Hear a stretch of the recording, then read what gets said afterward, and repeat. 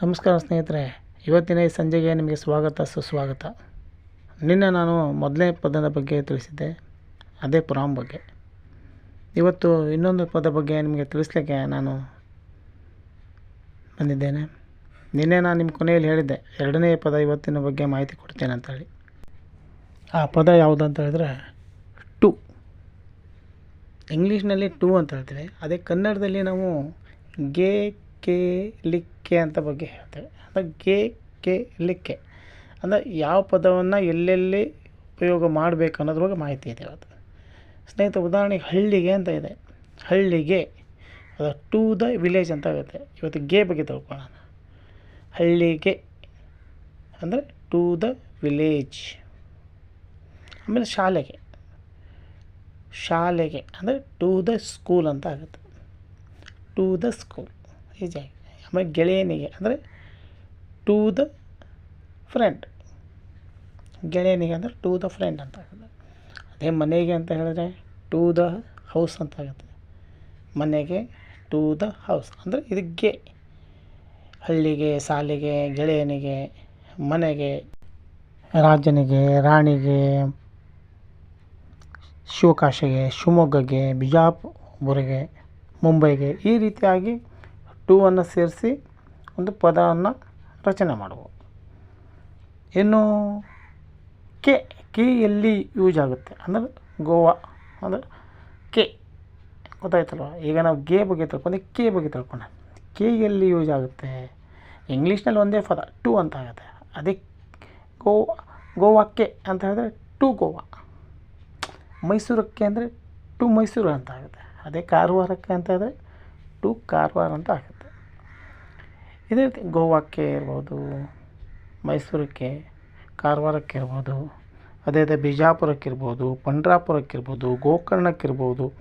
ಈ ರೀತಿಯಾಗಿ ಟು ಅನ್ನು ಸೇರಿಸಿ ಮುಂದೆ ಊರನ್ನ ಹೆಸರು ನಾವು ಬರಿಬೋದು ಈಸಿಯಾಗಿ. ಇನ್ನು ಲಿಕ್ಕೆ ಬಗ್ಗೆ ತಿಳ್ಕೊಳ್ಳೋಣ. ಲಿಕ್ಕೆ ಅಂದರೆ ಎಲ್ಲಿ ಉಪಯೋಗ ಆಗುತ್ತೆ? ಉದಾಹರಣೆಗೆ ನಾವು ಸಹಜವಾಗಿ ವರ್ಬ್ಗಳ ಬಗ್ಗೆ ನಾವು ತಿಳ್ಕೊಂಡಿರ್ಬೇಕಾಗತ್ತೆ. ಈಗ ನೋಡಿ, ತರಲಿಕ್ಕೆ ಅಂತ ಹೇಳಿದ್ರೆ ತರ ಅಂದರೆ ಬ್ರಿಂಗ್ ಆಗುತ್ತೆ. ಅಂದರೆ ತರಲಿಕ್ಕೆ ಅಂದರೆ ಟು ಬ್ರಿಂಗ್ ಅಂತ ಆಗುತ್ತೆ. ಅದೇ ಮತ್ತು ಆಡಲಿಕ್ಕೆ ಅಂತ ಬರಿಬೇಕಂದ್ರೆ ಟು ಪ್ಲೇ ಅಂತ ಆಗುತ್ತೆ. To play. ಇನ್ನು ನೋಡಲಿಕ್ಕೆ ಅಂತ ಹೇಳಿದ್ರೆ ಟು ಸಿ ಅಂತ ಆಗುತ್ತೆ. ಟು ಸಿ ಅಲ್ವಾ. ಓದಲಿಕ್ಕೆ ಅಂತ ಹೇಳಿದೆ ಟು ರೀಡ್. ನೋಡಿ, to bring, to play, to see. ಇನ್ನೂ ಅನೇಕ ವರ್ಬ್ಗಳನ್ನು ಹಾಕಿ ನಾವು ಇರಲಿಕ್ಕೆ ಅಂದರೆ to bring, to play, to see, to write, to read. ಇನ್ನೂ ಅನೇಕ ವರ್ಬ್ ಅಂತ ಹೇಳಿದ್ರೆ ಧಾತುಗಳನ್ನು ಹಾಕಿ ಅಥವಾ ವರ್ಬ್, ಇಂಗ್ಲೀಷ್ನಲ್ಲಿ ಹೇಳಬೇಕಂದ್ರೆ ವರ್ಬ್ಗಳನ್ನು ಸೇರಿಸಿ ನಾವು ಶಬ್ದಗಳನ್ನು ರಚನೆ ಮಾಡ್ಬೋದು. ಒಂದು ಸೆಂಟೆನ್ಸ್. ಈ ಒಂದು ಸೆಂಟೆನ್ಸ್ ಹಾಕಿದೆ ನೋಡಿ, ಅರಸೀಕೆರೆಯಿಂದ ಕಾರವಾರಕ್ಕೆ. ಅರಸೀಕೆರೆಯಿಂದ ಕಾರವಾರಕ್ಕೆ ಅಂದರೆ ಫ್ರಾಮ್ ಅರಸೀಕೆರೆ ಟು ಕಾರವಾರ. ಎಷ್ಟು ಈಜಿ ಅಲ್ವಾ ನೋಡಿ. ಅಂದರೆ ಶಾಲೆಯಿಂದ ಮನೆಗೆ. From the school to the village. ಎಷ್ಟು ಈಜಿ ಅಲ್ವಾ ನೋಡಿ. ಅದೇ ನಾನು ನಿನ್ನೆ ಕಲಿಸಿದ ಪದನ ಫ್ರಾಮ್ ಇದೆ, ಮತ್ತು ಅದರಲ್ಲಿ ಇವತ್ತು ಕಲಿಸಿದ ಟು ಇದೆ. ಈ ಎರಡು ಪದಗಳ ಸೇರಿಸಿ ಒಂದು ಸೆಂಟೆನ್ಸ್ ಮಾಡಿದೆ ನೋಡಿ. ಶಾಲೆಯಿಂದ ಮನೆಗೆ ಅಂದರೆ from the school to the village.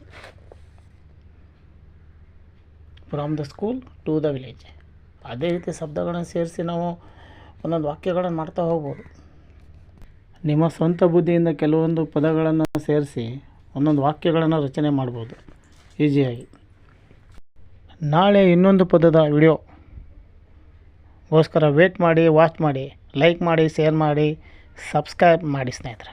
Thank you very much.